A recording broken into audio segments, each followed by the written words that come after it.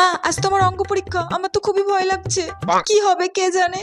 আরে ভালো হবে ভালো হবে, চিন্তা করিস না, একদম ঠান্ডা মাথায় উত্তর লিখবি, ঠিক আছে?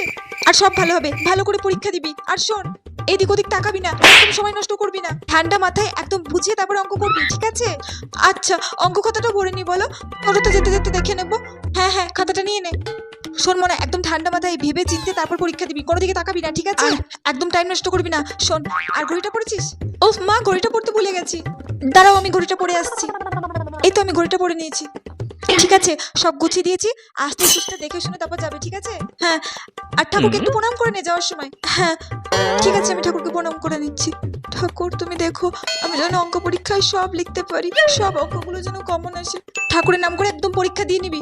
আর হ্যাঁ, সব প্রশ্ন যেন ঠিকঠাক করে করে আসবি, একটা প্রশ্ন যেন বাদ দিবি না। তোকে অঙ্কের জন্য টিউশন মাস্টারও দেওয়া হয়েছিল। ঠান্ডা মাথায় ভালো করে পরীক্ষা দেওয়া, বারবার রিভাইজ করবি 3-4 বার, ঠিক আছে? ঠিক আছে।